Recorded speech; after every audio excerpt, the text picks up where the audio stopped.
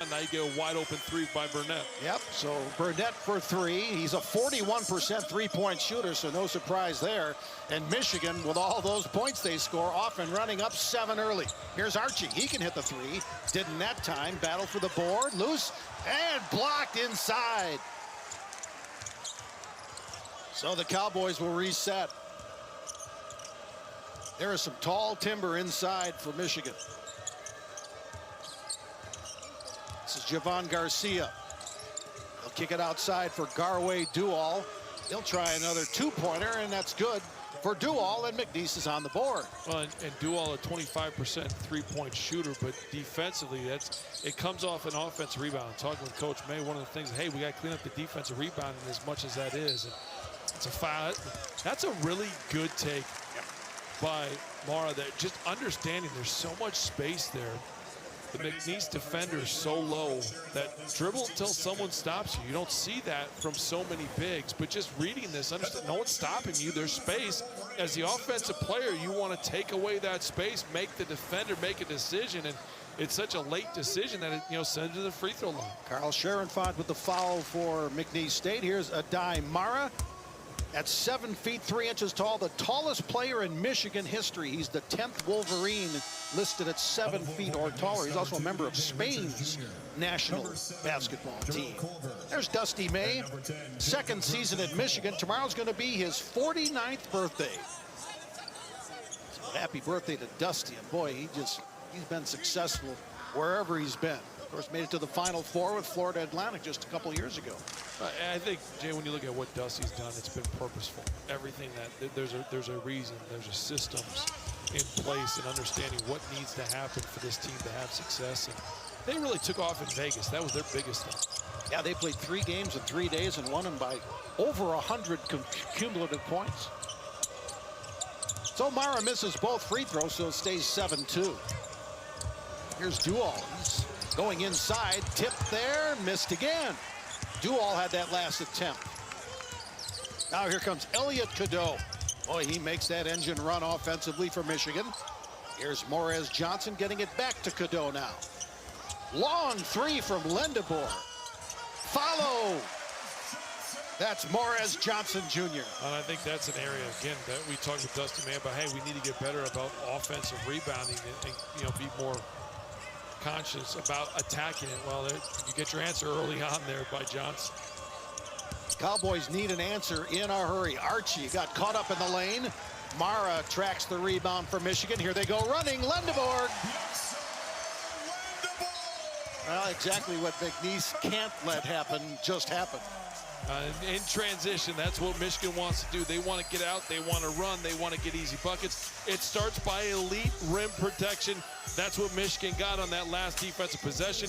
Rebound, pass, layup. Like, that's textbook transition offense if you're Michigan. Now, if you're McNeese, you've got to send guys back and you've got to protect the rim. We've seen already 2 easy transition buckets there for Michigan, and it's just transition defense for McNeese hasn't been great. Early timeout for Bill Armstrong, the head coach at McNeese State. Here's that last play in transition. There you get deflection, 1 pass ahead. You look at Burnett, dribble down, pass ahead, Lindenberg, and the layup. I mean, that's the way that Michigan wants to play as far as how fast they play, how quickly they get out.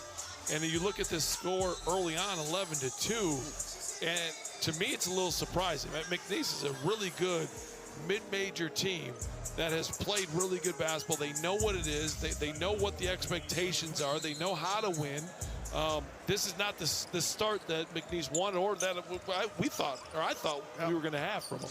Bill Armstrong took over for Will Wade, who went to North Carolina State. First season as head man with the Cowboys.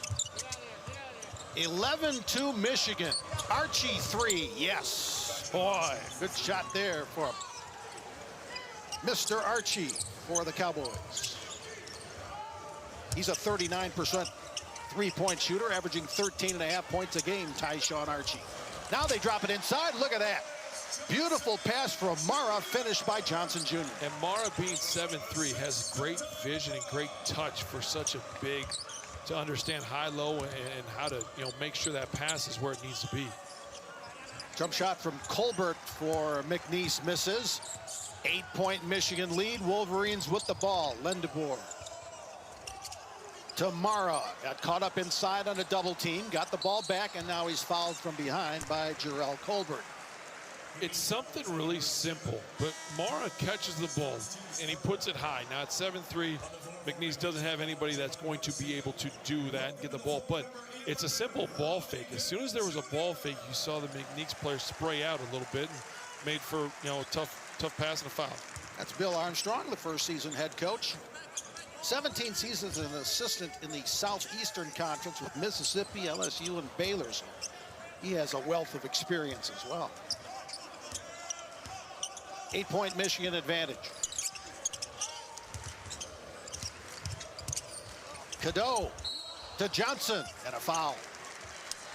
If you watch Michigan for any length of time, they make so many great passes. They make so many great plays. That's another one there. It's going to lead to a couple of free throws, and we are going to have the under-16 timeout. Michigan off quickly. The Wolverines with a 13-5 lead. Michigan team, they had a couple of players in Burnett and Will Cheddar that were on that team that definitely understand what this McNeese team can do and are aware that, hey, we've got to make sure we bring it. Now, the depth of Michigan helps that a little bit because you've got to play your best all the time. Otherwise, there's somebody that's willing to step in and take your minutes a little bit. But this team, the focus they've had all year long has really been amazing. Like I said, coming off a 50-point win, they've got 5 wins of 40. 8 of the 11 games, they've won by 25. To me, it's a great coaching by the staff to get these guys dialed in, but I think you have to give a lot of credit to the players to have that focus as well. There's Morez Johnson Jr. played 30 games at Illinois with 8 starts. Now a Michigan Wolverine, and a productive one at that, hits the free throw to make it a 10-point advantage. Brian, of course, you played at Wisconsin, and you said this game, when you come off Christmas break, before you resume Big Ten play, can sometimes be a little difficult. Well, the Christmas break in general is always a little difficult. You look at the focus for Michigan, and then you look at McNeese. They haven't played a game in 2 weeks, and we talked about kind of that slow start. That's, I think, one of the biggest reasons that you look at this slow start for McNeese. They just haven't found anything. Now, defensively, Michigan's doing a really good job as well, but McNeese, they haven't played since December 15th. So trying to find their rhythm on the offensive end is tough as well.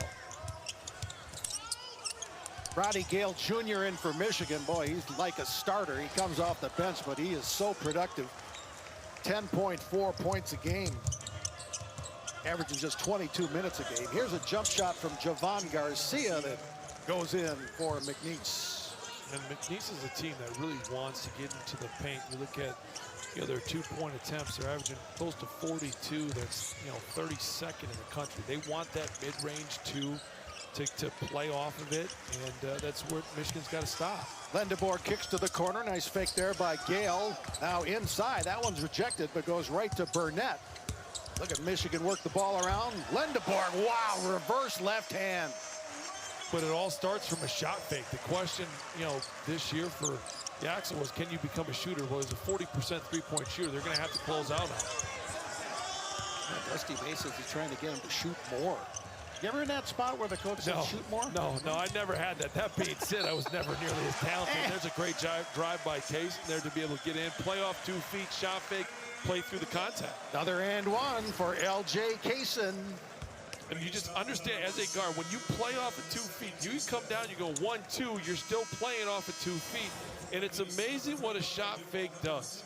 So many players don't understand that, but the simple shot fake allows players to either fly by or get some of the contact and go up and get the and one opportunity. And truth be told, you big guys get called for those fouls on those well, it's because all the time. That's because us big guys aren't that smart. We shouldn't leave our feet. You got to play through your chest. That's the problem.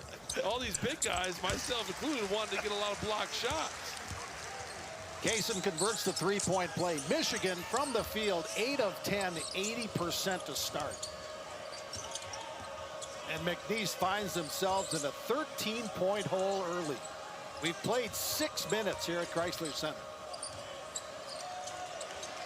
Now Dual needs some help. Finds it, shot clock down to 7. Dual, look at the defense collapse on him.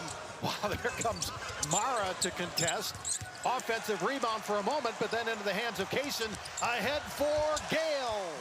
But that last defensive possession was amazing by Michigan. You talk about helping and flying out for each other and spraying out. You had 2 flybys on a contested 3, and then they're able to get that ball and then get in transition. But the effort defensively, there's a reason that they're number 1 in the AP, number 2 overall.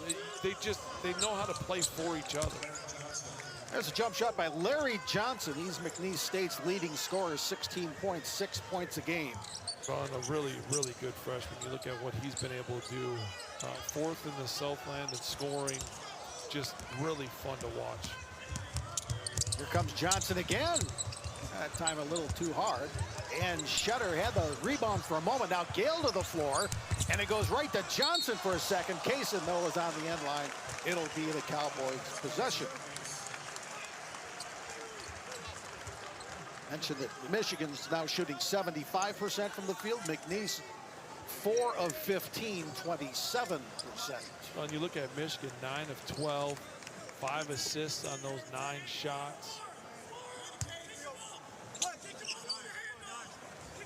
There you see they're pretty good on the year overall, and tonight it lights out so far. Now the ball out to midcourt. This possession getting a little low in the shot clock for McNeese. That's Johnson 3, missing. Kaysen rebounds Michigan. Trey McKinney and the talented freshman from Flint, number 1. That time they tried to find Mara inside, but the ball deflected out. There are 6 undefeated teams left in college basketball. Michigan, Arizona, Nebraska, Iowa State, Vanderbilt, and Miami of Ohio.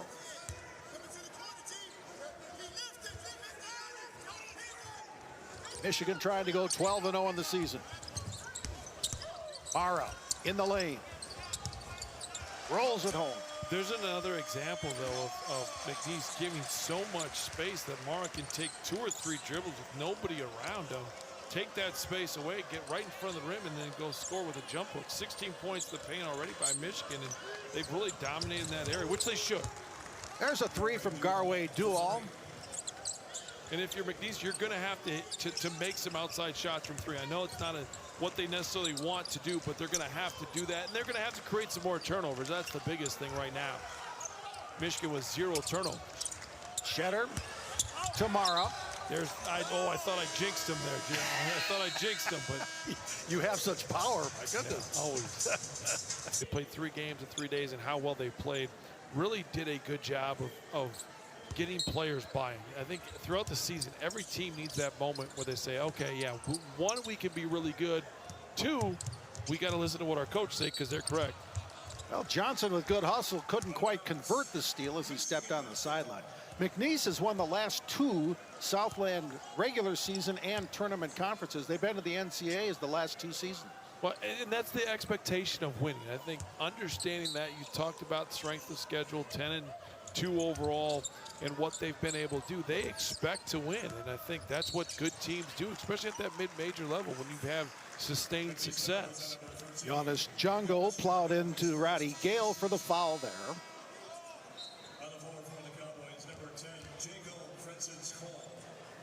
And he'll take a seat on the McNeese bench. 6th team foul on the Cowboys, so free throws the rest of the first half for Michigan. Off the inbound, a steal. This is Garway Dual for McNeese State. Finds the wing to Javon Garcia, driving strong to the hoop and laying it in. And that's off of a turnover, and that's what McNeese does. Michigan's first turnover, if you get a turnover, now all of a sudden allows McNeese to get out and run a little bit more and create some opportunities on the offensive side for them. Gale nearly traveled, got it out to McKinney for a 3 that misses.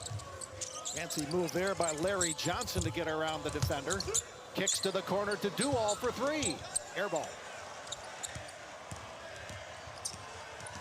McNeese 2 of 7 from 3-point range so far. Here's McKinney. Gets it back. Now needs some help. Here's Shetter. Cadeau for 3. Got it. Yeah, and I mean, he's a guy that, with this Michigan team, they are so deep, but what Cadeau brings to this team I mean, he's just offensively getting down in transition, making the extra pass, playing, and then obviously what he's brought, you know, on the offensive side and the way that he shot the ball, especially in December from three, almost 52%. Dual goes right at Mara and draws the shooting foul. I tell you, Garway Dual has not been shy offensively so far. No, but he's active defensively. Dual does a little bit of everything, which is great for this McNeese team. But you look, Michigan overall, offensively, excuse me, continues to share the basketball. That was not a great offensive set by any means by Michigan. That being said, it still got down late to the clock. And with ball movement, you're able to get a wide open look, and you're able to get that for Cadeau. Here's Garway Dual, well traveled as so many players are now. Stops at Providence and Seton Hall, and now the McNeese State Cowboys. Here comes Morez Johnson Jr. back in, along with Yaxel Lendenborg for Michigan. Terrell Colbert returns to the McNeese lineup.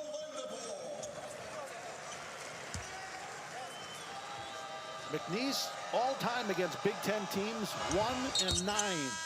And that one was against Michigan 2 years ago. Here comes Tyshawn Archie of the Cowboys.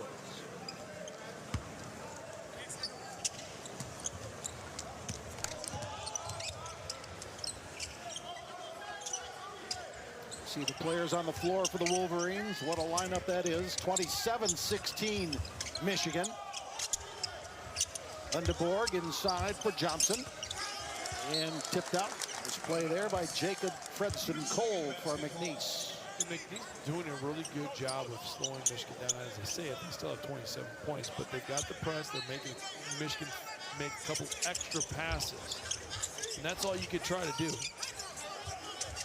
McNeese, by the way, located in Lake Charles, Louisiana. That's 2 hours east of Houston and 3 hours west of New Orleans. And this is why Michigan is so tough. You look at defensively what they do. They guard the ball, the side pick and roll, force a really tough shot there by Cadeau. But because Michigan is so big, you look at Johnson Jr. getting to the offensive glass, doesn't get it, but is held and gets the free throw line. And that's where Morez Johnson Jr. will be when play resumes. Paytak Machar, for McNeese back in. Productive night for Morez Johnson Jr. Two-time gold medalist with United States national teams.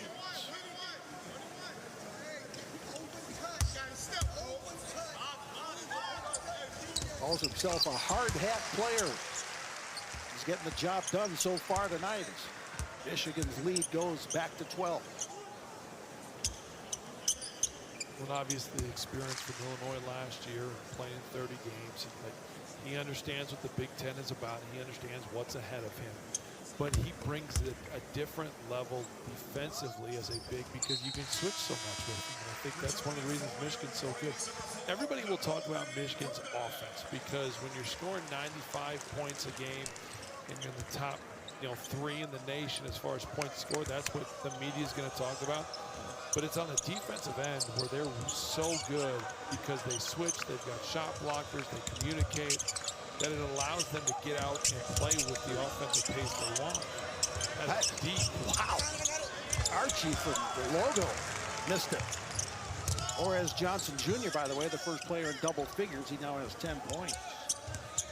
Just after the halfway mark of the first half. Lendeborg driving through the foul. But we just talked about how deep that three was. Why do you see teams take deep threes like that when you're going up against a good defensive team? Because you don't feel like you can get a good shot off any other time. So it forces decision-making like that to be able to take a longer three than probably you want or Coach Armstrong even wants. You do that, then it leads to a pass ahead, transition somewhat opportunity. Now all of a sudden the defense is getting set and you create a driving lane to be able to get to that free throw line.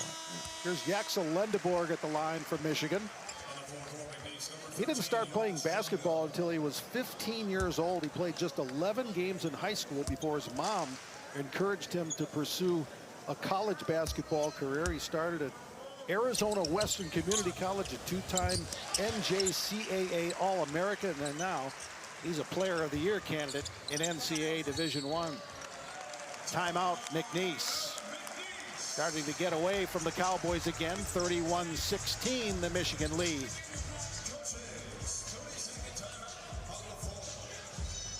Again, that advantage inside for Michigan, 16-2 points in the paint. Well, and that was going to be an advantage for Michigan. It just was. Now, how do you counter that? The biggest thing was going to be to create some turnovers. Michigan with only one turnover, taking care of the basketball against a team in McNeese that really wants to get after it. I mean, they're forcing close to 18 a game. And for Michigan to have one is amazing, and they continue to share the basketball on elite level. And that's nothing new. They're third of the nation as far as assists per game, and that's why this team continues to do what they've been doing all year long. And McNeese doesn't have any assists yet. He played more than half of the first half.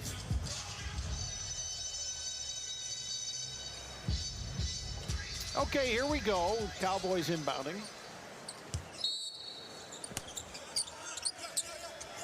And Michigan will go full court.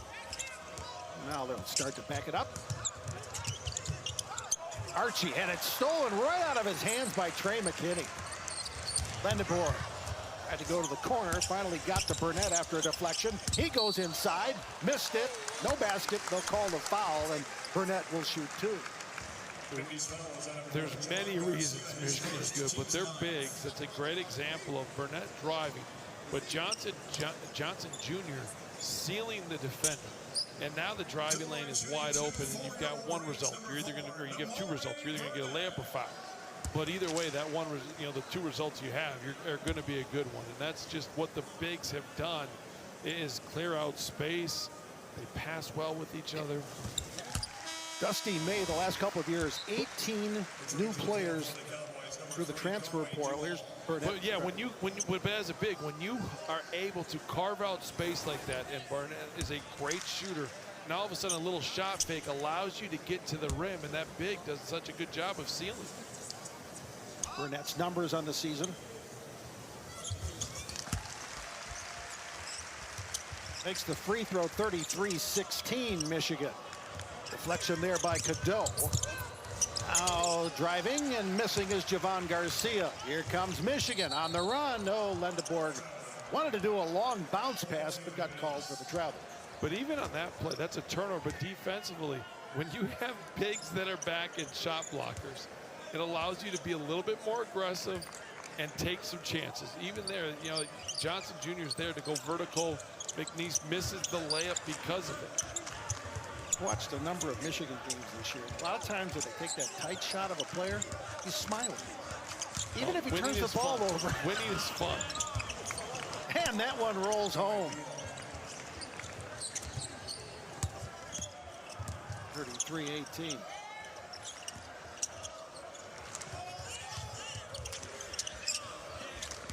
Move the ball around again. That time as McKinney tried to go to the hoop. He's fouled, and that's the 10th team foul on McNeese. So free throws coming from Michigan. I think McKinney does such a good job.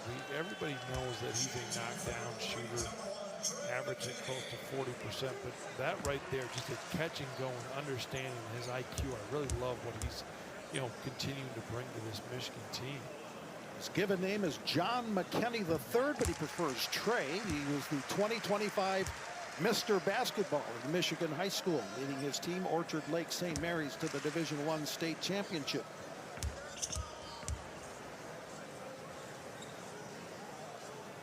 Averaging 10.6 points a game this season, makes that free throw. And the lead back to 17. McNeese trying to get something going, string a couple baskets together. Well, not quite. Archie just short.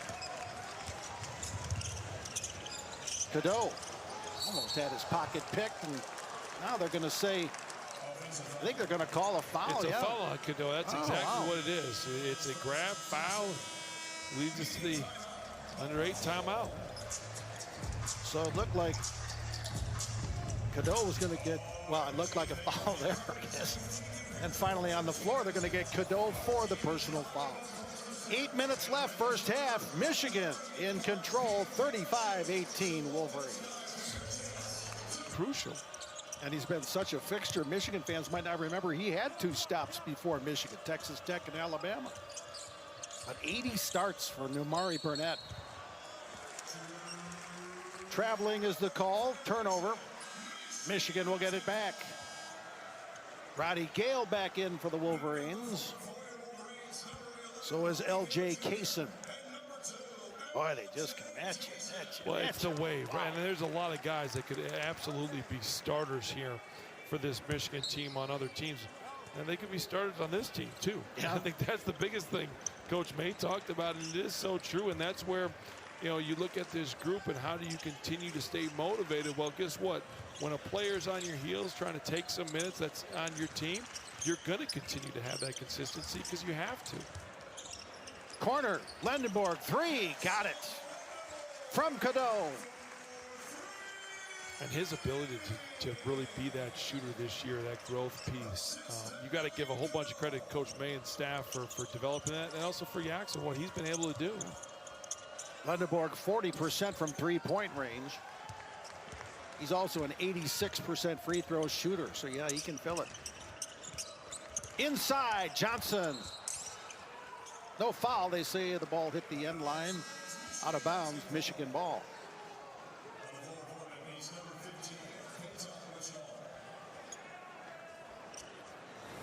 Wolverines. Michigan does such a good job, Jeff, just understanding what needs to happen. It's slow. Now all of a sudden you're playing with great pace on that high pick and roll, and because you play with that and you come downhill, you get a wide open, you put that defender that's guarding Axel in a tough situation. Do I help the driver and give up the 3, or do I give up the layup? And you know, that's what you're trying to create. Offensively, you are trying to create the advantage to make it, the defense make a decision, and when you do that, you set yourself up to have success. Cadeau gets another foul on the rebound there. So that's the second on Cadeau, and he'll have to take a seat.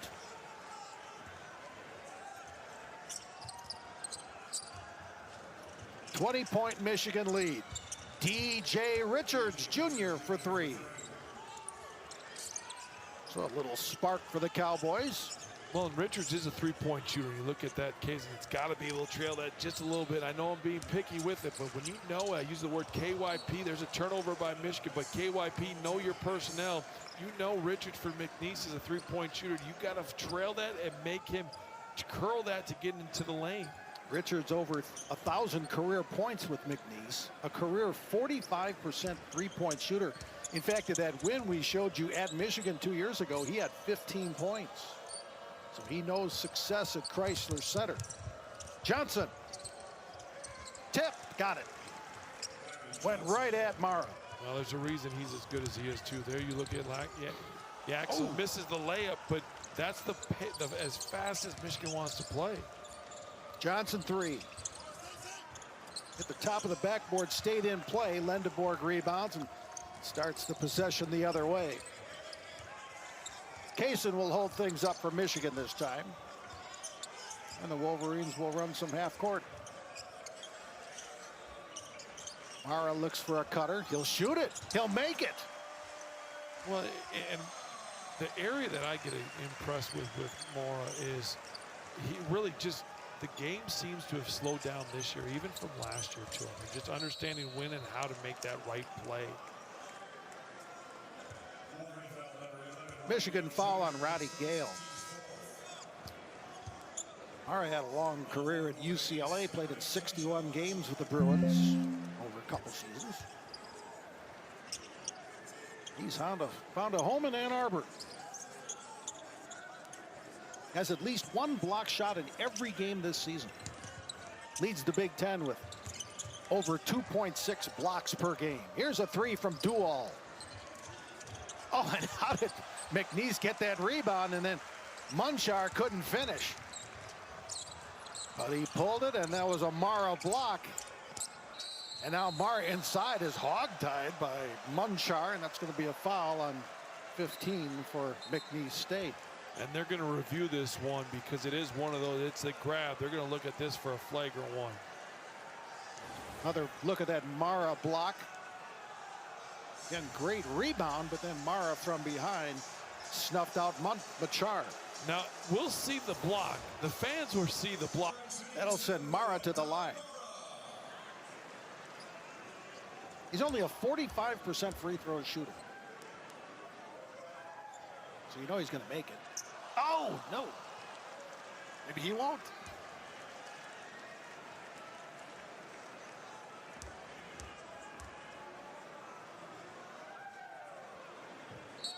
Missed them both. That cheer can only mean one thing. Somebody gets pizza or wings or something. Yeah, I don't know. 1 out of 6 for the big guy. Puts his hands up in the air and says, finally. 5-minute mark of the first half. Oh boy, don't get trapped there, young man. Oh, he finally got it to do all, but that could have been big trouble. Here's Johnson. Nice layup. Yeah, really good looking. You know, obviously, you look at what he's able to do, how he's scoring almost 17 a game, but that first step that he has, he's done a really good job of making sure to take advantage of that. Johnson had 22 in McNeese's win over Houston Christian in their game before Christmas. It was a conference foe, and inside again, they can't do much with Mara. They foul him. DJ Richards this time. Well, McNeese is doing everything they can, but they're just letting the duck-in happen by Mara. Now, Mara's doing a good job of staying so low that when it finally does get reversed, he just ducks in nice and big, but they've got to try to find a way to not get caught behind, fight around a little bit. It's that entry pass. Now, the entry pass and the person guarding the person making the entry pass, there needs to be better ball pressure there, and they need to have high hands. I know it's a heavy ask. I get that, but that's why we're seeing a lot of that entry pass and duck in for both ways. McNeese needs to be better at both areas of that. Down low, and then obviously ball pressure on the passer. Mara with 3 free throws in a row. Missed his first 5, but he's now 3 for 3 in his last attempts. 44-25 Michigan.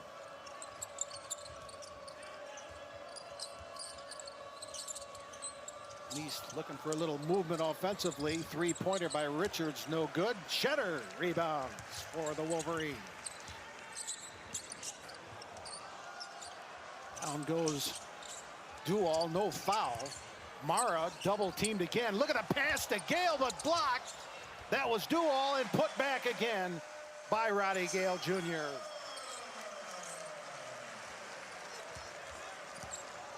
So McNeese always shows these little flashes, but boy, they just can't string anything together of any significance.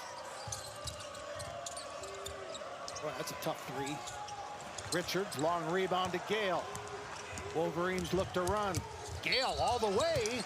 Knocked out of his. Michigan's, will be 23rd and 24th free throw attempts. They've done a good job of continuing to attack. You look at McNeese and what they've tried to do, Jay, as far as be aggressive, try to create some turnovers.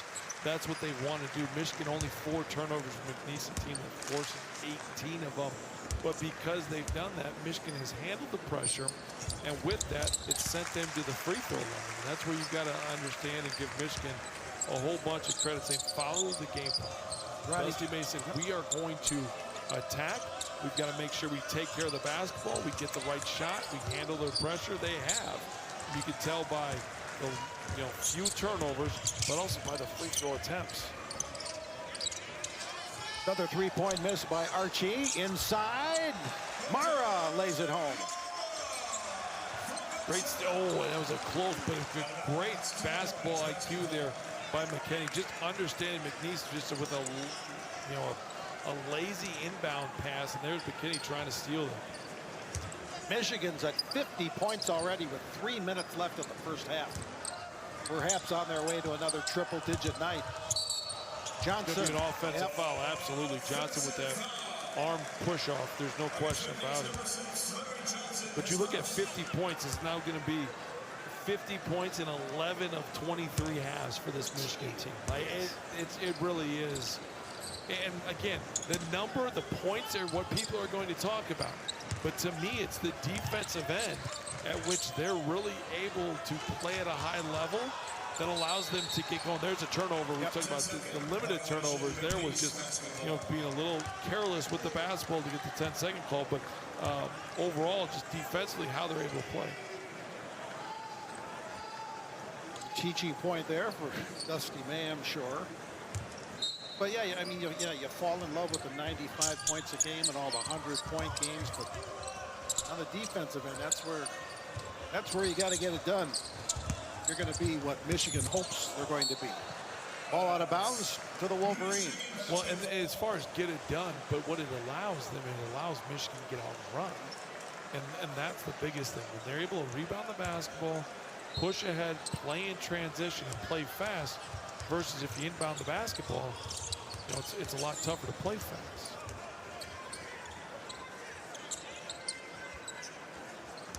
Two and a half minutes to go, first half.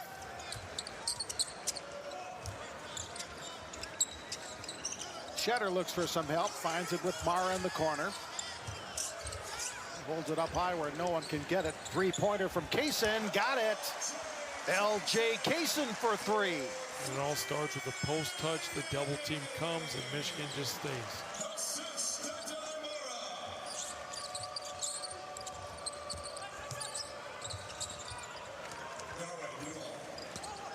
There's Dual with another two.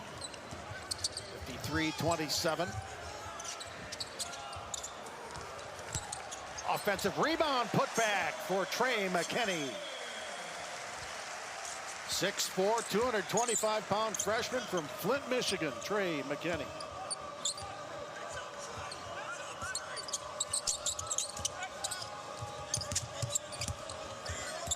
Archie moves against Mara and scores. Boy, he looked up and big 7-3. Mara was there. Now a steal from McNeese. Three-pointer from Dual misses. And the rebound cleared by McKinney. Well, what a finish by Archie. Just understanding, hey, how to use your foot, a little pivot back, then a little shot fake, then a pivot back to the rim to finish through Mara. Or I should say under Mara versus through Mara, under Mara. More free throws coming for Michigan. Here's another look. Just understanding, Reed, this is such a tough shot, but a little ball fake, shot fake there is able to create where you can then go under the big fella. Dual gets his second foul for McNeese. So here's Trey McKinney at the line, a 85% free throw shooter on the season, makes the first. Here comes DJ Richards Jr. back in for McNeese. Well, and you look at McNeese and bench points. Obviously, this is a team in McNeese that has fourth in the NCAA as far as bench points, averaging 42.8. But Michigan outscoring them 18-10. Yaxel Lindeberg back in for Michigan. Michigan with 57 points with still over a minute left in the first half. And McNeese still looking to get to 30. Corner three, Richards Jr. Nope. Rebound, Lindeberg. Here comes Michigan running. Kaysen gets it back. Cowboys respond well defensively there, at least for the moment. McKinney. Corner, Gale Jr. Three, missing. Lindeberg rebound. Johnson rebound. Score and count it. Three-point chance for Morez Johnson. And this is just effort by Michigan. It really comes down to that. Hitting the glass, understanding there could have been a couple of different fouls on that possession it looked like. But Michigan just continuing to be in attack mode. Michigan's out rebounding McNeese 26-13. Still shooting 62% from the field is Michigan. And here's Morez Johnson, another double-figure scoring night for him. Makes the three-point play. And back comes Namari Burnett for Michigan. Final seconds first half. It's been all Wolverines. McNeese is shooting 17% from the field, to emphasize your point about the great defense. Well, and it really is. I mean, this is what Michigan has done all year long, but the defensive end allows the offense to go. And they're really good on the offensive end, too, but defense has been very impressed. Wolverines will play for one here to end the half.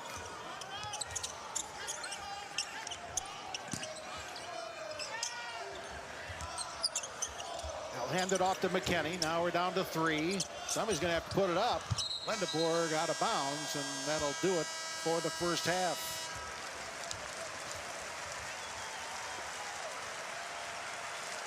Morris Johnson leads Michigan with 13.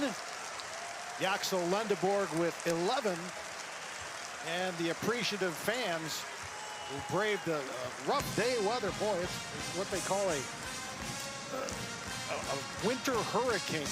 Big gusty winds in Michigan today. And hats off to all the fans who made it out tonight. And boy, a lot of them did. That alumni band has had a lot to celebrate. And so is all the Wolverine faithful. Impressive first half for Michigan. Wolverines leading 60-29 at intermission. We came out wondering what they'd be like after a break for the holiday, and they answered all the questions. 60-29 Michigan. And bad teams that I just rattled off where they scored 100 points against. Okay, here we go. Start of the second half. Larry Johnson with the first field goal attempt. Missed it. And Burnett rebounds for Michigan. Wolverines in transition again. That one's blocked by Colbert for McNeese, but the Wolverines stick with it. Tipped in by Adai Mara is going to get credit. It's just the activity around the rim. You've got a big that's running the wing, and Johnson Jr. catches it. 2 dribbles, catches it, a little off balance at times, but the activity around the rim results in an easy offensive putback. Another long 3, this time from Sharon Font. Offensive rebound to the Cowboys. They'll try 3 again. That's an air ball into the hands of Elliot Cadeau. He goes deep for Burnett. But again, transition for Michigan. They want to get out defensively. They guard for a extended period of time. They fly out. They make a force a bad shot, and it leads to a run out.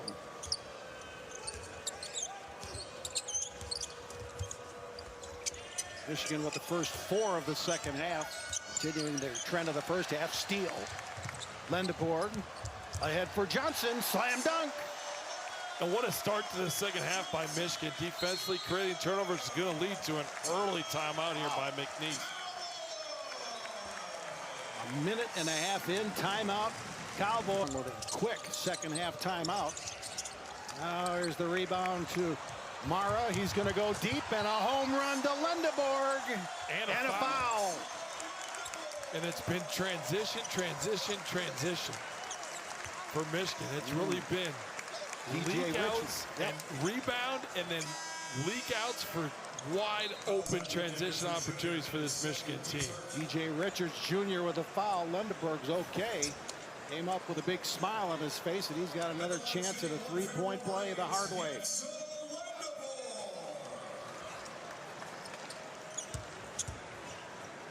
It's the dominance of Michigan. It's the consistency of the dominance that really has been so amazing this year with this Michigan team. And it's not taking their foot off the pedal. Like they are in attack mode the entire game. And you've seen it to start this the second half. 9-0 run to start. Look at that advantage for Michigan. 12-0 in fast break points. Another misfire, that time by Fredson Cole for McNeese. Wolverines quickly down court again. Corner 3, Burnett. They just keep going on. That's a 12-0 run. And Coach Dusty May used the word spurtability. That's exactly what this Michigan team has in them, because they guard at an elite level, and offensively they can do what they're doing right now. 5 of 11 from 3-point range is Michigan tonight. Another rebound and another possession for the Wolverines. Cadeau. He tries 3. He makes 3. He's been so good in December, and what he's been able to do. Double figures every game in December. He's got 6 so far tonight.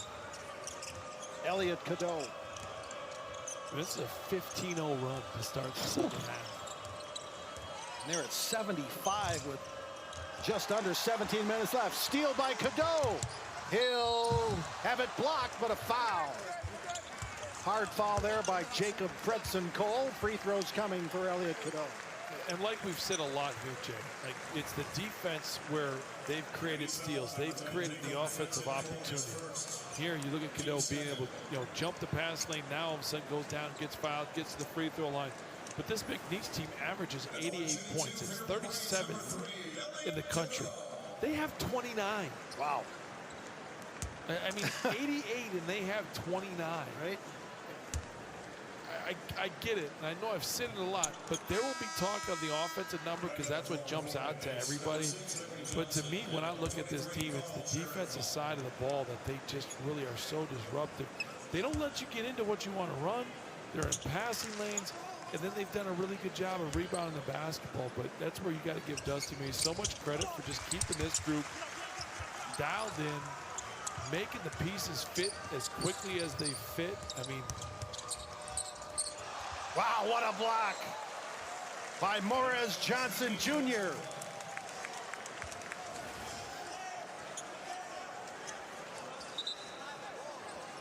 Swatted out of the air. Well, there's always bodies there. I mean, they're always helping each other. And if you were to ask any college basketball, analyst or coach out there, if you thought Michigan was going to gel this quickly at this level, no, people would not. You wouldn't have thought this at the beginning of the year. You just want to. And again, we mentioned how they mold this roster together from transfer portal to international players, high school recruits. And like you say, to have it come together like this. But the reason I think it was an issue is you look at Mara, Johnson Jr., and Yaxel, and how do you get three of those bigs to kind of play together where you're still able to play at an elite defensive side of the ball? Like, that was the biggest question. And you just have seen them continue to grow, continue to adjust. Well, and Dusty May told us today, and there's a foul on Cadeau. That's his third, so that'll send Larry Johnson on. He said when he's recruiting, he's looking for fits. He's looking for guys who will share the basketball. They'll play a team game. They'll do what Michigan needs to do. He also said there were some guys he knew didn't feel comfortable fitting that form and coming to Michigan. Yeah, I mean, I think that's always part of it. You're always trying to, have the fit be where you need it to be. But then you look at, obviously, the portal, what they're able to do. You got some really good players too in the portal that fits some. You look at what Johnson Jr. did. You look at Yaxel and what he's obviously the #1 player in the portal, and they get him. So there's some of that as well. Yeah, and we know what the portal is. You have to be able to pay these guys, and you have to find that sort of compensation for them. But to me, that's in the past. That's now it's how do you get these guys to come together? They're all Michigan here, and how do you play together? Oh, drop it in for Johnson, but he can't make the basket. And out comes McNeese running the other way. This is a pump fake from Garcia. Now Johnson tries to make a move, but stopped there by Morez Johnson Jr. Yeah, the pieces fit pretty well for Michigan right now, I'll tell you that. Johnson three. Offensive rebound for Dual. He'll try the 12-footer and miss. Another offensive rebound for the Cowboys.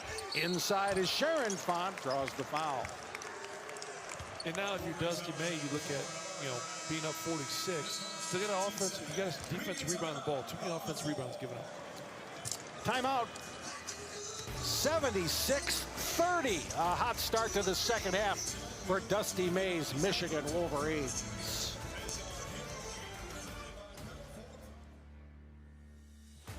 Three.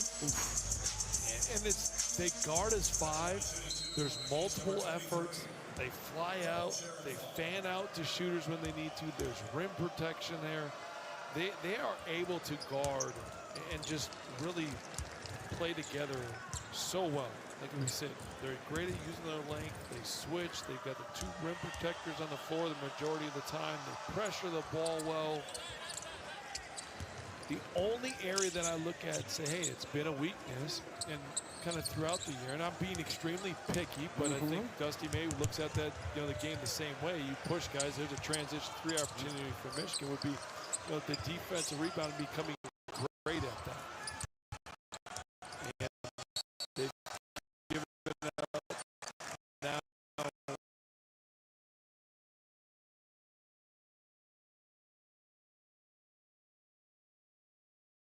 Shot clock down to 1. That one's tipped, and it'll be a shot clock violation. And right on cue on the defensive end, multiple efforts, multiple switches.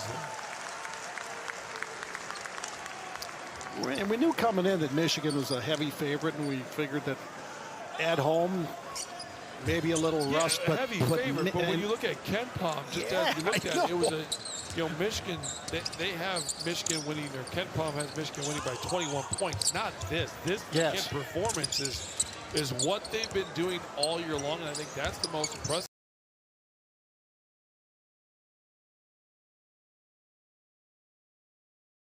Thing. It hasn't been one game where they dominated. It's been almost every game.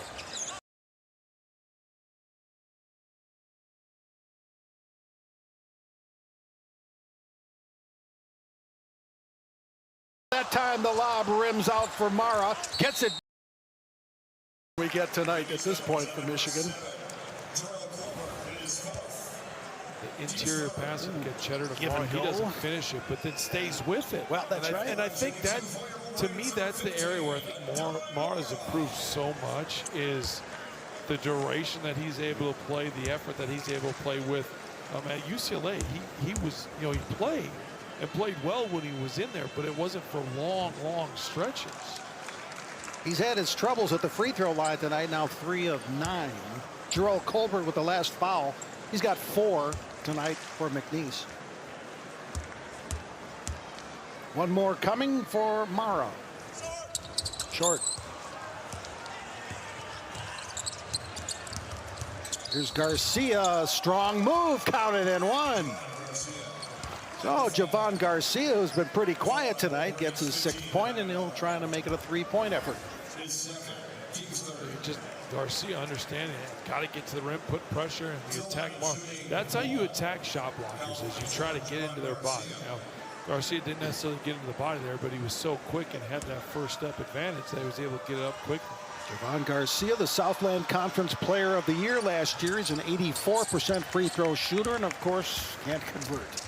81-36. We still have just under 14 minutes left to go. Inside the lane, Mara fouled again. Jerrell Colbert going to be whistled for that one. I really think when you look back at this Michigan season, Jay, to me, Vegas was, hey, we're going to put it, I'll use Coach May's term here, stamp on what we're going to be.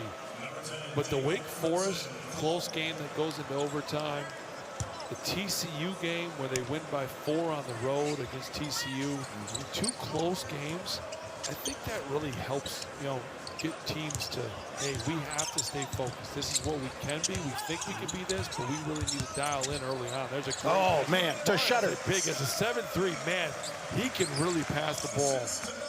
And we've seen him make tough catches on passes, too. That reverse comes up short for Sharon Font. Here comes Michigan again.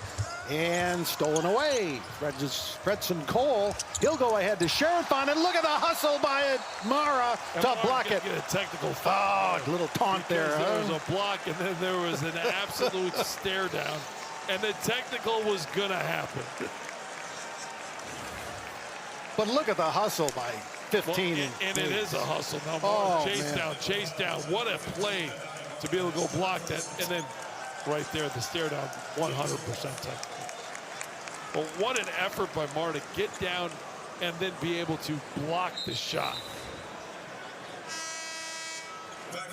So what do the coaches say to Mara at this point? There's always teaching moments. It's like nice hustle, nice block. 36. There's always teaching moments. Can't let the emotion get the best of you. That being said, in the coaches, the film room afterwards, the coaches are looking at that by themselves saying, wow, Pretty impressive. But Yeah. there's always coaching right well, now. there you go. On cue. Well, and you have to. I mean, Yep. in a game that's 83-82. Look at he's like. If 83-82, you get a technical there, it's a little bit different. Mars like, did you see that hustle? Did you see that block? That was really cool. I think they'll probably let Jay laugh. Hey, so what did you say? I think that's probably exactly what's being laughed at right there. Well, he's from Zaragoza, Spain. What do you think? English or Spanish? I think for sure it was English. He's been around the States way too long. 2 years in LA. I'm sure he learned a couple of things. All right, after free throws, 83-37 now as we hit the 13-minute mark, second half. Foul. Many of you know Brian, remember playing at Wisconsin back in the day. You were on a team that got to #1 ranking in the country, had great success. We did. This Michigan team is sniffing #1 in the AP poll. They are #1 in the coaches poll. What are the benefits of that, and what are the challenges of being such great expectations? Well, I think the biggest thing with this group for Michigan, when you look at them, is how do you make sure that you stay motivated every day? Well, with as deep as this team is, and the practice habits that Coach May has talked a lot about, is it allows for them to continue to have success. Because if you're not going to bring it, the next guy will. Right. And I think that's not such a luxury that this Michigan team has, because their bench players could start. Yeah. And I've been on, like you said, teams that were really good, but our bench team, our second five, there'd be a lot of practices there where we weren't going to beat. So you just, you have a tendency there. With this group, this second five from Michigan, they beat the first squad, and so there's ways to do that. We talked with Coach May a little bit about how do you keep them motivated. He goes, well, our group doesn't like running. We know that. So we added in a little bit of a running, action to any competitive drill that we have or whatever it might be in. You're trying to find those biggest things. You're trying to find those buttons that you have to push to continue to keep your team firing on all cylinders. And Coach May's been really good about making sure those buttons have been pushed at the right time. Now, how do you handle a bad game, at Purdue? How do you handle Michigan State? Those sorts of things. That's what you try to figure out. That's what you have to adjust to when you get into Big Ten play, because this league is so tough. Yeah, Dusty said his players don't like running, and then I said, did you ever have a team where the players liked running? And he said, no, not yet. Inside, McKinney draws another shooting foul. And McNeese, 7 fouls in the second half already. This will be a 2-shot shooting foul, but again, bonus the rest of the night for Michigan with an 85-37 lead. And here's Trey McKinney to the free throw strike. And I think you look at this Michigan team, and there's a stretch there from February 14th to February 21st. It's a 7-day stretch. But you've got UCLA, Purdue, Duke. And I know Duke is a non-conference game there, but that's a 3-game stretch where in February, where you've already gone through some, good amount of league play, that you really, and I love the way that Michigan's scheduled. I know the Big Ten put together the schedule that with the Duke in there, but that's a 3-game stretch that you look at. And I know I'm looking, ahead of a lot of other teams and a lot of other stretches, but in late February, get your mind right with that stretch is going to be a big part of this. And obviously there's matchups there with Purdue that we talked about that being in the 17th, but there's a lot of good, and obviously and with Michigan State as well. Again, you played at Wisconsin. How different is Big Ten play? It's different. It's more physical. There's a lot of different things, and there's no nights off. I think that's the biggest thing. Is the stretch. Even you look at Michigan's start to the season. USC, Penn State, Wisconsin. 3 rims out by Gale. USC's playing great basketball. Penn State, they're still trying to figure that out, but there's some challenges that Penn State offers. Wisconsin's trying to figure out what they are still, but there's a challenge ahead of them. Roddy Gale with another foul, and that will be the under 12 timeout. Michigan continue to roll. 86-38 Wolverines with just under 12 minutes left.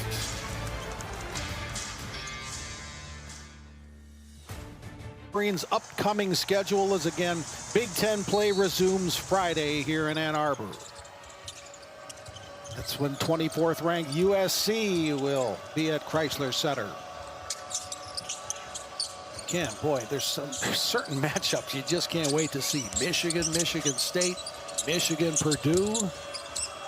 That's just the start. Another three-point miss and a strong rebound by Roddy Gale Jr. for Michigan.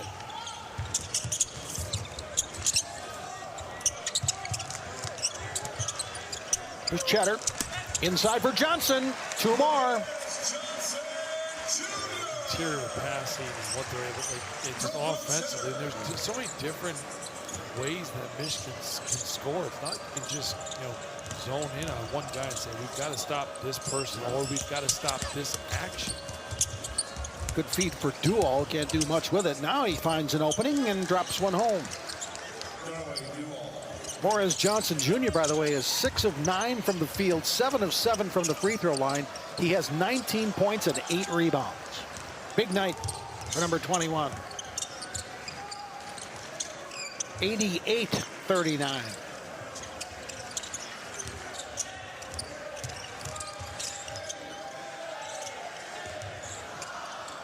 Shot clock winding down.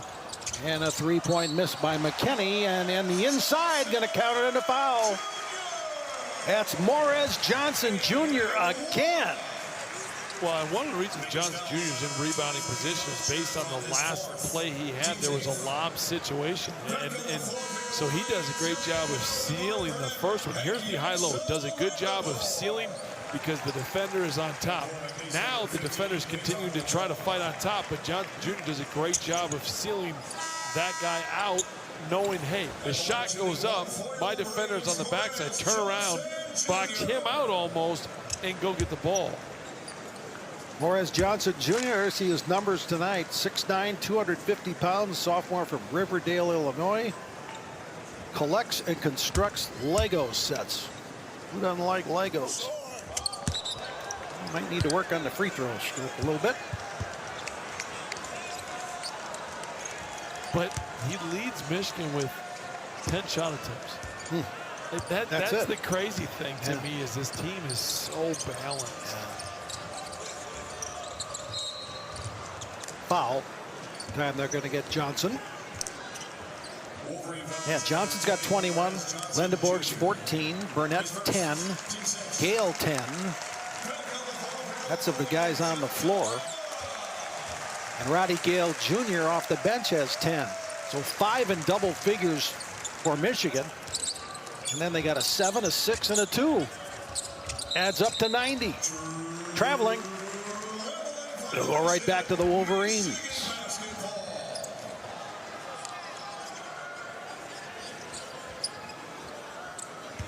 This is the happiest team in college basketball. They're always smiling. Of course, they're going to be 12-0. Well, like I said, winning helps. There's something you won't smile about. Yeah. Obviously, from behind, pick the pocket results in a turnover. Quick three from Archie.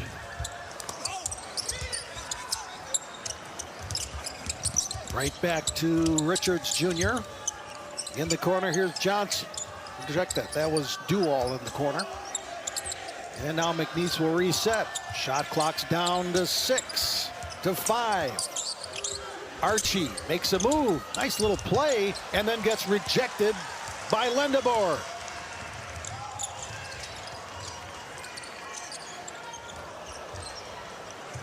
Lindeborg, baseline, kicks it over to Burnett. He's been hot from there. That one's a little short. Gale battles for the rebound, but lost it to Dual. They're just an example of this, how they share the basketball. 3 guys had shots they could have taken. Assist totals, Michigan 17, McNeese State 2. Foul. That was Paytak Machar to the hoop. Mara's going to get the personal. That's his 4th. To the line, shooting 2 for McNeese, number 15, Paytak Machar. Vedant Machar is a 6'10 sophomore from Sydney, Australia. He played at Triton College and led the nation. His field goal percentage last year was 76%. Please welcome to the floor, number 10, Winters Grady. And here comes some new faces off the bench. Winters Grady is a 6'6", 210-pound freshman from the state of Oregon.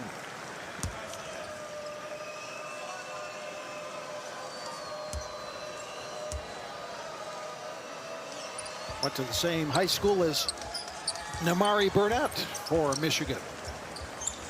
50-point lead for the Wolverines.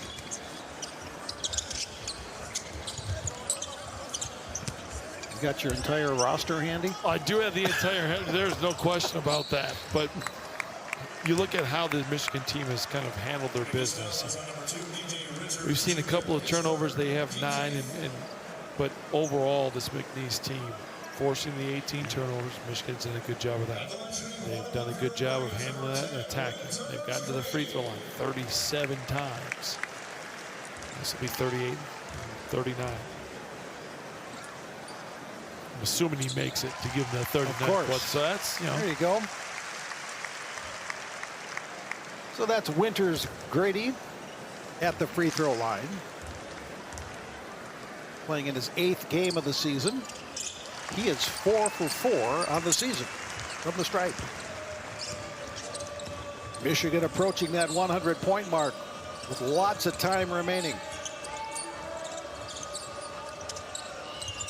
Three-pointer corner, good. DJ Richards Jr.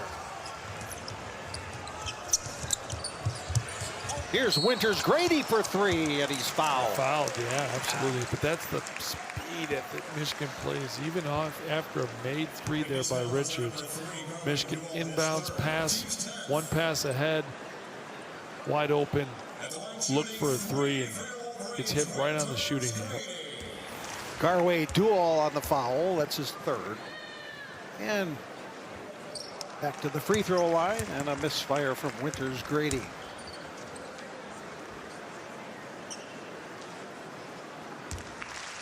One more for the freshman.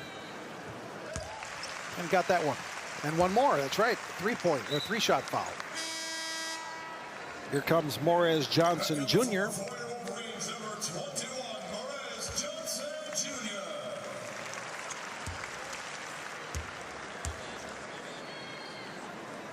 21 points, 9 rebounds for Morez Johnson Jr. Another free throw made by Winters Grady. 94-43.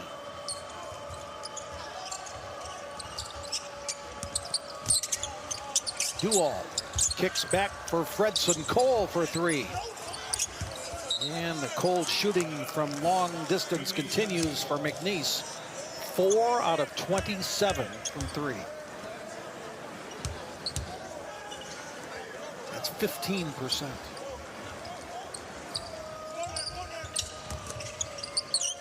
They're a team that doesn't, shoot it great, but very average, 35% from 3, for the season. But Michigan has just closed out numerous times.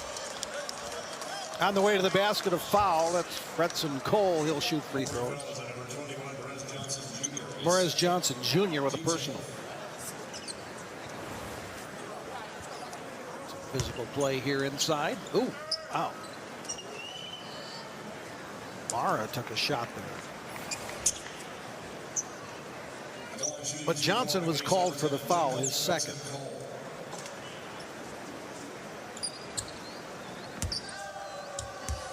There's Jacob Fredson Cole. He's one of 6 players on the McNeese State roster from Houston, Texas.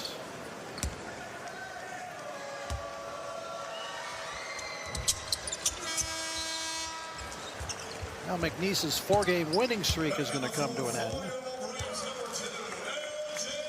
You know who's the most famous player in McNeese State basketball history? Joe Dumars. Correct. See, you didn't even look. I didn't even boy. No. And you know why I know it's Joe Dumars? Because Larry Johnson, the wonderful freshman and leading scorer for McNeese is in that same conversation as the only 2 freshmen in school history to score 25+ in 2 of the first 3 games. Nobody does homework like Brian Bush. Fantastic. Okay. Did I surprise you a little bit? What? No, I get one good. Right, that's all I need. Okay. I'm good. Stop while you're ahead, young. Okay. Young people out there, when you're ahead, stop. Look at that, Lendeborg with a double pump.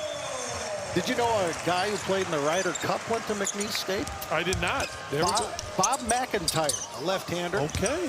He went to McNeese. And there actually was a guy named McNeese, John McNeese, a Scottish immigrant who became a pioneering educator and businessman in the Lake Charles area, and McNeese State located in Lake Charles, Louisiana. And thankfully, it's time for a break. 7:18 remaining. Michigan 96, McNeese 45.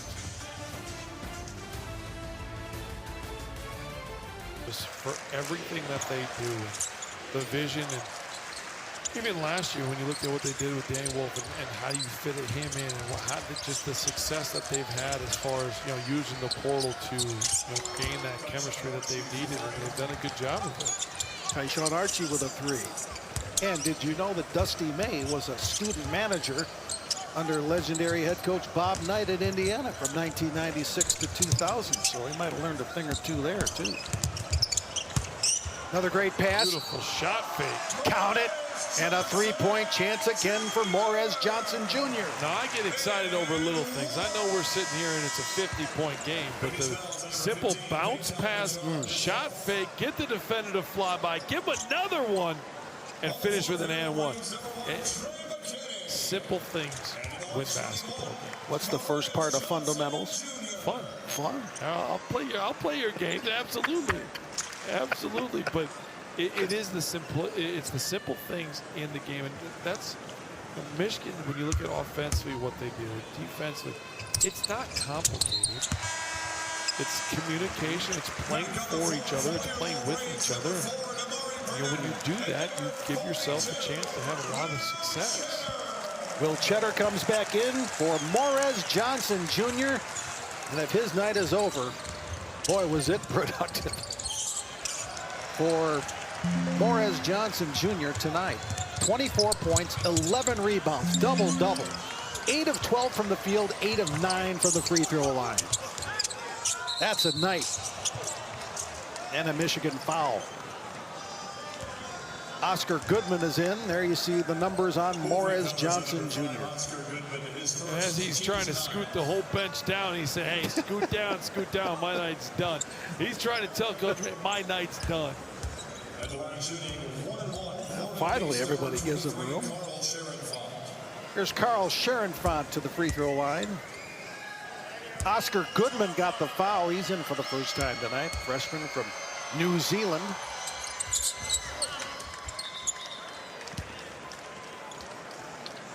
What's it like on the bench when you're up 50? Well, it's always fun. And you're done for the night. Yeah, you're always, there's up 50 at the end of the bench is always enjoyable. There's some talking going on there. Free throw good. So McNeese with its 50th point of the night. Again, they average 88. That's the travel, absolutely. Yep. Will Cheddar, the first player from Stewartville, Minnesota to play Big Ten basketball. Town of about 7,000 just near Rochester. Here's 6'8" senior. They say he's Michigan's emotional heartbeat. Well, no travel there. Garcia got the shot off and missed it. Michigan pushing. Cut across the lane, but they don't give it to Goodman. Nice feed to Cheddar. Look at that to Burnett for the finish. And again, this is a team that it's the second unit, and they're still finding ways to play together and move the ball offensively. At the other end, Larry Johnson with a 3-point chance, and look at that, another 100-plus point game for Michigan. This is beautiful. Of the last 7 games now, they've scored over 100. They make so many beautiful plays. Gosh.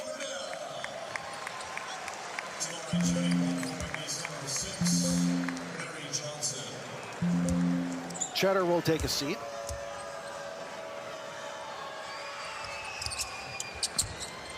And in comes Malik Cordell, 7'2" freshman from Oberhausen, Germany. Another 7-footer off the bench. And he gets the pass inside and gets the basket. Instant offense, Malik Cordell.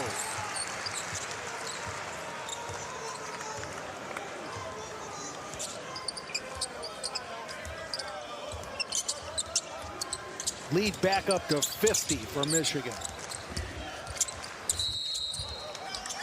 Driving to the basket, drawing the foul, and 2 shots coming for the Cowboys. That's DJ Richards Jr.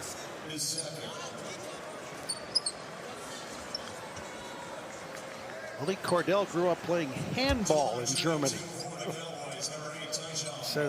says it enhanced his agility, footwork, and coordination. Handball is a good sport, by the way. Yeah? Yeah, absolutely. You play? You know what? I watched a lot of it when I was playing overseas. Absolutely. Oh, yeah. That was the only thing on TV, so you got used to it real quick. In my time in Germany when I played over there. So. Yeah. Well, you saw the world, didn't you? I did. It's a beautiful thing about this game. If you treat this game right, it will treat you right. There's no question about it.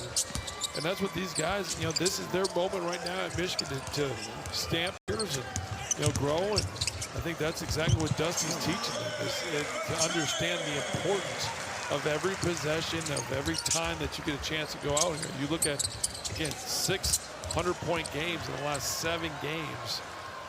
Most teams, the consistency of that, it's pretty ridiculous, to be honest. Trey McKinney got the last basket for Michigan, and the Wolverines get it back.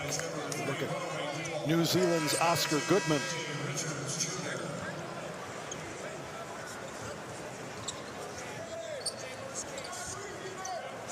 Where'd y'all play? What foreign countries? I played in Japan, I played in Germany, I played in Puerto Rico for a little bit, played in Dubai, played in the Philippines. I can keep going, but there's 4 minutes left. There's not. So. You can take your time, actually. But yeah, that's remarkable. I mean, everybody wants to play in the league. Well, and had a little time with the Nuggets there too. But for me, like, the biggest thing about this, and now we're seeing so many international players come over to the States and be a part of college basketball. And it's the basketball IQ. Most international players, they really understand the game well. Lob for Cordell.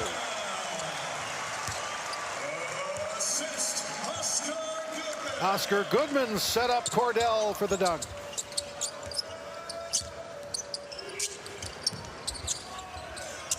Three-point miss, offensive board for the Cowboys. Dual kicks back for another 3. That one rims out. Offensive board for Django.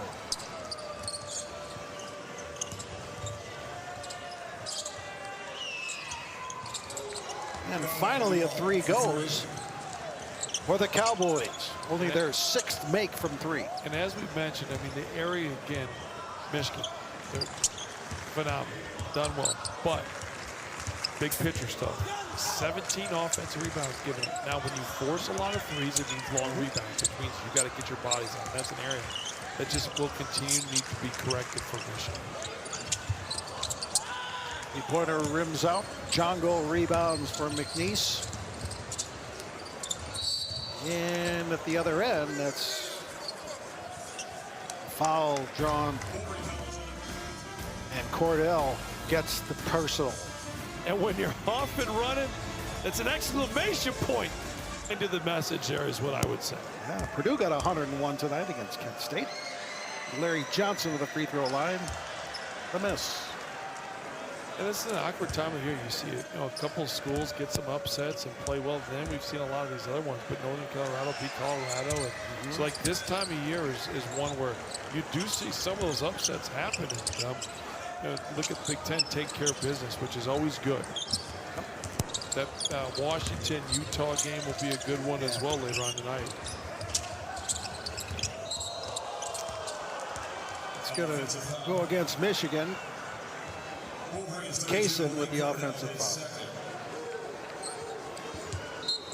We're at Chrysler Center in Ann Arbor, the house that Cassie built. Cassie Russell, the great player for the Michigan Wolverines. Another foul. Cassie Russell, one of 2 Michigan players to be #1 overall draft picks. Cassie Russell, 1966. The other was 1993. He wore number 4. He was part of the Fab Five. Oh, Chris Paul. Yeah, very good. Michigan has had 78 NBA draft picks all time, second only to Indiana with 86.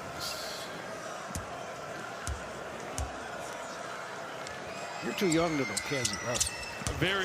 Yes. I remember watching Cassie Russell on TV in black and white. 1966. Well, I was surprised there was TV. You said TV, black eyes. I knew it had to be black and white. I was living in central Wisconsin. I saw Cassie Russell play against Wisconsin. I think he had 120 points that night. But it was something. Yeah, not every game was on TV back in the 60s, you know.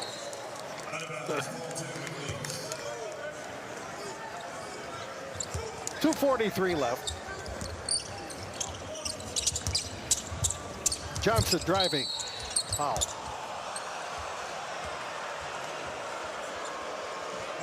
Cordell's going to get Paul. He didn't have position. Who are your idols growing up? Who are your basketball? Well, let's look at the replay first. Yeah, you look at just a little bit there.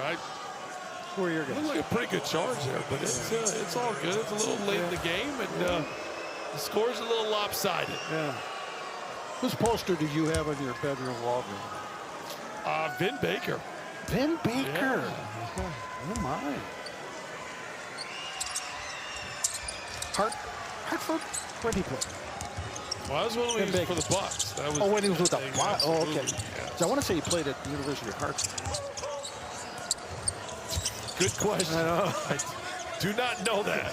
And the Google machine is not quick enough for me. Well, it is for me, so I think I have a couple of seconds here. Okay, University of Hartford. Long 3 for DJ Richards. 107-66, and yet another personal foul is called. McNeese foul is number 3, Galway Duval, his 4th. Duval gets his 4th personal. And we go right back to the free throw line where Michigan has tried 43 free throws in this game. They've made 30. Misty May perhaps has birthday plans he'd like to get to. Tomorrow is 49th birthday. The wait will be just a tad longer as we're down to 2:06 left in our game.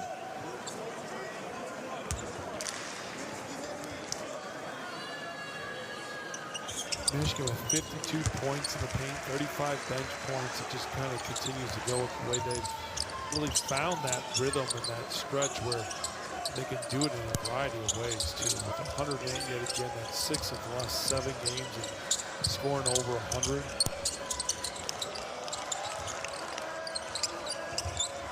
Still working hard defensively. Duval driving, couldn't get it. Michigan the other way. They got caught up in the air, but it ended up in the hands of McKinney, and he hands it right back to McNeese.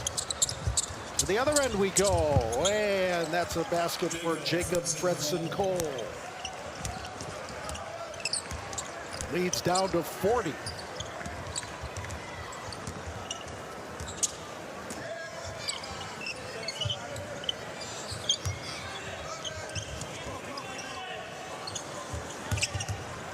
Over a minute left. Kenny will cross over. Then finds the opening and drops it home for 2.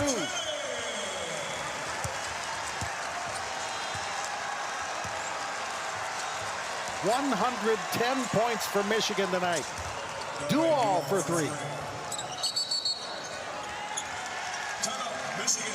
Timeout, Michigan. Little substitution action, absolutely.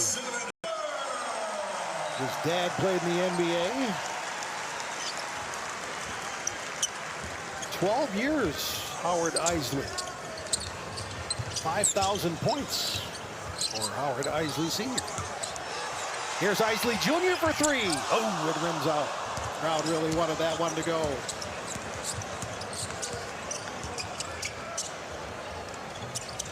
Long three misfired by Richards, and let's see if the Wolverines will slow it down. And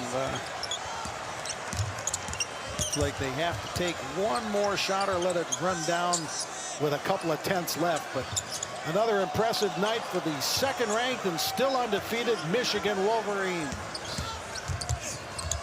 McKinney for two. Good stat filler for him. And the final seconds wind down.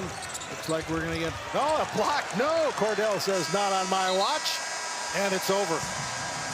Yeah, and overall a great performance by Michigan. There's What? a 6 win.